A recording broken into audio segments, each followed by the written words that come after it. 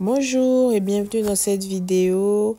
Ça fait 3 semaines que nous n'avons pas posté de vidéo. En tout cas, tenons-nous en prière. Ce n'est pas facile de faire des montages tous les jours. Mais lorsque on a l'appel de la chose de Dieu, nous sommes obligés de le faire par recommandation du Seigneur. Donc, me voilà encore devant vous. Nous reprenons là où nous étions arrêtés. Donc, c'était au 17e jour. Aujourd'hui, nous postons la vidéo du 18e jour. Dans ce 18e jour, nous allons lire le livre de Genèse 19, versets 1 à 38, Néhémie chapitre 8, versets 1 à 18, et nous allons finir par le livre de Matthieu chapitre 18, versets 1 à 35. Bonne lecture. La Genèse, chapitre 19.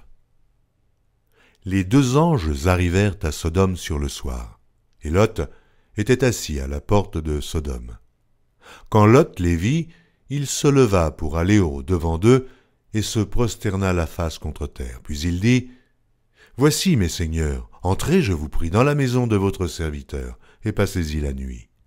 Lavez-vous les pieds, et vous vous lèverez de bon matin, et vous poursuivrez votre route. » « Non, répondirent-ils, nous passerons la nuit dans la rue. » Mais Lot les pressa tellement qu'ils vinrent chez lui et entrèrent dans sa maison. Il leur donna un festin et fit cuire des pains sans levain, et ils mangèrent. Il n'était pas encore couché que les gens de la ville, les gens de Sodome, entourèrent la maison, depuis les enfants jusqu'aux vieillards. Toute la population était accourue. Ils appelèrent Lot et lui dirent, « Où sont les hommes qui sont entrés chez toi cette nuit? Fais-les sortir vers nous, pour que nous les connaissions. » Lot sortit vers eux à l'entrée de la maison et ferma la porte derrière lui. Et il dit, « Mes frères, je vous prie, ne faites pas le mal. Voici, j'ai 2 filles qui n'ont point connu d'homme. Je vous les amènerai dehors et vous leur ferez ce qu'il vous plaira. Seulement, ne faites rien à ces hommes, puisqu'ils sont venus à l'ombre de mon toit. » Ils dirent, « Retire-toi. » Ils dirent encore, « Celui-ci est venu comme étranger, et il veut faire le juge. Eh bien, nous te ferons pis qu'à eux. » Et, pressant Lot avec violence, ils s'avancèrent pour briser la porte. Les hommes étendirent la main, firent rentrer Lot vers eux dans la maison, et fermèrent la porte. Et ils frappèrent d'aveuglement les gens qui étaient à l'entrée de la maison, depuis le plus petit jusqu'au plus grand, de sorte qu'ils se donnèrent une peine inutile pour trouver la porte. Les hommes dirent à Lot, « Qui as-tu encore ici? Gendres, fils et filles, et tout ce qui t'appartient dans la ville, fais-les sortir de ce lieu, car nous allons détruire ce lieu parce que le cri contre ses habitants est grand devant l'Éternel. L'Éternel nous a envoyés pour le détruire. » Lot sortit et parla à ses gendres qui avaient pris ses filles. « Levez-vous, dit-il, sortez de ce lieu, car l'Éternel va détruire la ville. » Mais aux yeux de ses gendres, il parut plaisanter. Dès l'aube du jour, les anges insistèrent auprès de Lot en disant, « Lève-toi, prends ta femme et tes 2 filles qui se trouvent ici, de peur que tu ne périsses dans la ruine de la ville. » Et comme il tardait, les hommes le saisirent par la main, lui, sa femme et ses 2 filles, car l'Éternel voulait l'épargner. Ils l'emmenèrent et le laissèrent hors de la ville. Après les avoir fait sortir, l'un d'eux dit, « Sauve-toi pour ta vie, ne regarde pas derrière toi, et ne t'arrête pas dans toute la plaine. Sauve-toi vers la montagne, de peur que tu ne périsses. » Lot leur dit, « Oh non, Seigneur, voici, j'ai trouvé grâce à tes yeux, et tu as montré la grandeur de ta miséricorde à mon égard, en me conservant la vie. Mais je ne puis me sauver à la montagne, avant que le désastre m'atteigne, et je périrai. Voici, cette ville est assez proche pour que je m'y réfugie, et elle est petite, oh que je puisse m'y sauver.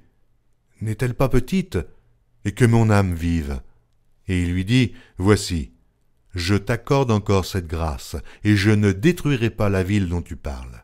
Hâte-toi de t'y réfugier, car je ne puis rien faire jusqu'à ce que tu y sois arrivé. C'est pour cela que l'on a donné à cette ville le nom de Tsoar. Le soleil se levait sur la terre lorsque Lot entra dans Tsoar. Alors l'Éternel fit pleuvoir du ciel sur Sodome et sur Gomorrhe, du soufre et du feu, de par l'Éternel. Il détruisit ces villes, toute la plaine et tous les habitants des villes et les plantes de la terre. La femme de Lot regarda en arrière, et elle devint une statue de sel. Abraham se leva de bon matin pour aller au lieu où il s'était tenu en présence de l'Éternel. Il porta ses regards du côté de Sodome et de Gomorrhe, et sur tout le territoire de la plaine. Et voici, il vit s'élever de la terre une fumée, comme la fumée d'une fournaise. Alors Dieu détruisit les villes de la plaine, et il se souvint d'Abraham. Et il fit échapper Lot du milieu du désastre par lequel il bouleversa les villes où Lot avait établi sa demeure. Lot quitta Tsoar pour la hauteur, et se fixa sur la montagne avec ses 2 filles, car il craignait de rester à Tsoar. Il habita dans une caverne, lui et ses 2 filles.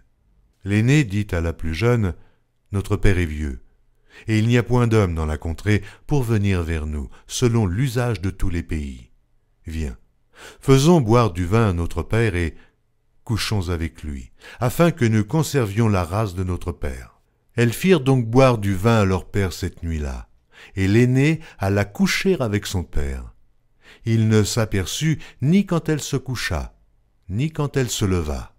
Le lendemain, l'aînée dit à la plus jeune, « Voici, j'ai couché la nuit dernière avec mon père. Faisons-lui boire du vin encore cette nuit, et va coucher avec lui, afin que nous conservions la race de notre père. » Elles firent boire du vin à leur père encore cette nuit-là, et la cadette alla coucher avec lui.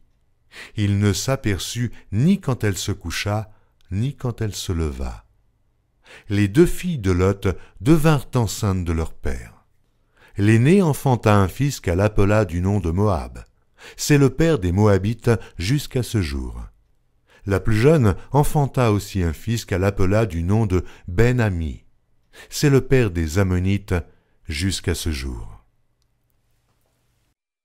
Néhémie, chapitre 8. Le 7e mois arriva, et les enfants d'Israël étaient dans leur ville. Alors tout le peuple s'assembla comme un seul homme sur la place qui est devant la porte des eaux. Ils dirent à Esdras, le scribe, d'apporter le livre de la loi de Moïse, prescrite par l'Éternel à Israël. Et le sacrificateur Esdras apporta la loi devant l'assemblée, composée d'hommes et de femmes, et de tous ceux qui étaient capables de l'entendre. C'était le 1er jour du 7e mois. Esdras lut dans le livre depuis le matin jusqu'au milieu du jour, sur la place qui est devant la porte des eaux, en présence des hommes et des femmes, et de ceux qui étaient capables de l'entendre. Tout le peuple fut attentif à la lecture du livre de la loi. Esdras, le scribe, était placé sur une estrade de bois dressée à cette occasion. Auprès de lui, à sa droite, se tenaient Matithia, Shema, Anaja, Uri, Ilkija et Maaséja, et à sa gauche Pédaja, Michaël, Malkija, Hashum, Ashbadana, Zacharie et Meshulam. Esdras ouvrit le livre à la vue de tout le peuple, car il était élevé au-dessus de tout le peuple. Et lorsqu'il l'eut ouvert, tout le peuple se tint en place. Esdras bénit l'Éternel, le grand Dieu, et tout le peuple répondit en levant les mains, « Amen, Amen !» Et ils s'inclinèrent et se prosternèrent devant l'Éternel, le visage contre terre. Josué, Bani, Chérébia, Jamin, Akub, Shabétaï, Odija, Maaséja, Kélita, Azaria, Josabad, Hanan, Pélaja et les Lévites expliquaient la loi au peuple, et chacun restait à sa place. Ils lisaient distinctement dans le livre de la loi de Dieu, et ils en donnaient le sens pour faire comprendre ce qu'ils avaient lu. Néhémie le gouverneur Esdras le sacrificateur et le scribe, et les Lévites qui enseignaient le peuple, dirent à tout le peuple, « Ce jour est consacré à l'Éternel votre Dieu. Ne soyez pas dans la désolation et dans les larmes, car tout le peuple pleurait en entendant les paroles de la loi. » Ils leur dirent, « Allez, mangez des viandes grasses, et buvez des liqueurs douces, et envoyez des portions à ceux qui n'ont rien de préparé, car ce jour est consacré à notre Seigneur. Ne vous affligez pas, car la joie de l'Éternel sera votre force. » Les Lévites calmaient tout le peuple en disant, « Taisez-vous, car ce jour est saint, ne vous affligez pas. » Et tout le peuple s'en alla pour manger et boire, pour envoyer des portions, et pour se livrer à de grandes réjouissances, car ils avaient compris les paroles qu'on leur avait expliquées. Le second jour, les chefs de famille de tout le peuple, les sacrificateurs et les Lévites, s'assemblèrent auprès d'Esdras le scribe, pour entendre l'explication des paroles de la loi. Et ils trouvèrent écrit dans la loi que l'Éternel avait prescrite par Moïse, que les enfants d'Israël devaient habiter sous des tentes pendant la fête du 7e mois, et proclamer cette publication dans toutes leurs villes et à Jérusalem. Allez chercher à la montagne des rameaux d'olivier sauvages, des rameaux de myrte, des rameaux de palmier et des rameaux d'arbres touffus, pour faire des tentes comme il est écrit. Alors le peuple alla chercher des rameaux, et ils se firent des tentes sur le toit de leur maison, dans leur cour, dans les parvis de la maison de Dieu, sur la place de la porte des eaux, et sur la place de la porte d'Éphraïm. Toute l'assemblée de ceux qui étaient revenus de la captivité fit des tentes, et ils habitèrent sous ces tentes. Depuis le temps de Josué, fils de Nun, jusqu'à ce jour, les enfants d'Israël n'avaient rien fait de pareil. Et il y eut de très grandes réjouissances. On lut dans le livre de la loi de Dieu chaque jour, depuis le premier jour jusqu'au dernier. On célébra la fête pendant 7 jours, et il y eut une assemblée solennelle le 8e jour, comme cela est ordonné. Matthieu, chapitre 18. En ce moment, les disciples s'approchèrent de Jésus et dirent, « Qui donc est le plus grand dans le royaume des cieux ?» Jésus, ayant appelé un petit enfant, le plaça au milieu d'eux et dit, « Je vous le dis en vérité, si vous ne vous convertissez, et si vous ne devenez comme les petits enfants, vous n'entrerez pas dans le royaume des cieux. C'est pourquoi quiconque se rendra humble comme ce petit enfant sera le plus grand dans le royaume des cieux. Et quiconque reçoit en mon nom un petit enfant comme celui-ci me reçoit moi-même. Mais si quelqu'un scandalisait un de ces petits qui croient en moi, il vaudrait mieux pour lui qu'on suspendît à son cou une meule de moulin et qu'on le jetât au fond de la mer. Malheur au monde à cause des scandales, car il est nécessaire qu'il arrive des scandales. Mais malheur à l'homme par qui le scandale arrive. Si ta main ou ton pied est pour toi une occasion de chute, coupe-les et jette-les loin de toi. Mieux vaut pour toi entrer dans la vie boiteux ou manchot que d'avoir 2 pieds ou 2 mains et d'être jeté dans le feu éternel. Et si ton œil est pour toi une occasion de chute, arrache-le et jette-le loin de toi. Mieux vaut pour toi entrer dans la vie n'ayant qu'un œil que d'avoir 2 yeux et d'être jeté dans le feu de la géhenne. Gardez-vous de mépriser un seul de ces petits, car je vous dis que leurs anges dans les cieux voient continuellement la face de mon Père qui est dans les cieux, car le Fils de l'homme est venu sauver ce qui était perdu. Que vous en semble, si un homme a 100 brebis et que l'une d'elles s'égare, ne laisse-t-il pas les 99 autres sur les montagnes pour aller chercher celle qui s'est égarée? Et s'il la trouve, je vous le dis en vérité, elle lui cause bien plus de joie que les 99 qui ne se sont pas égarés. De même, ce n'est pas la volonté de votre Père qui est dans les cieux qu'il se perde un seul de ses petits. Si ton frère a péché, va et reprends-le entre toi et lui seul. S'il t'écoute, tu as gagné ton frère. Mais s'il ne t'écoute pas, prends avec toi 1 ou 2 personnes afin que toute l'affaire se règle sur la déclaration de 2 ou 3 témoins. S'il refuse de les écouter, dis-le à l'Église.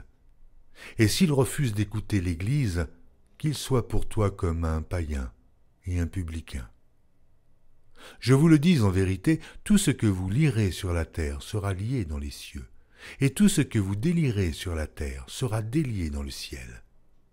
Je vous dis encore que si 2 d'entre vous s'accordent sur la terre pour demander une chose quelconque, elle leur sera accordée par mon Père qui est dans les cieux, car là où 2 ou 3 sont assemblés en mon nom, je suis au milieu d'eux. Alors Pierre s'approcha de lui et dit, « Seigneur, combien de fois pardonnerai-je à mon frère lorsqu'il péchera contre moi? Sera-ce jusqu'à 7 fois ?» Jésus lui dit, « Je ne te dis pas jusqu'à 7 fois, mais jusqu'à 70 fois 7 fois. » C'est pourquoi le royaume des cieux est semblable à un roi qui voulut faire rendre compte à ses serviteurs. Quand il se mit à compter, on lui en amena un qui devait 10 000 talents. Comme il n'avait pas de quoi payer, son maître ordonna qu'il fût vendu, lui, sa femme, ses enfants et tout ce qu'il avait, et que la dette fût acquittée.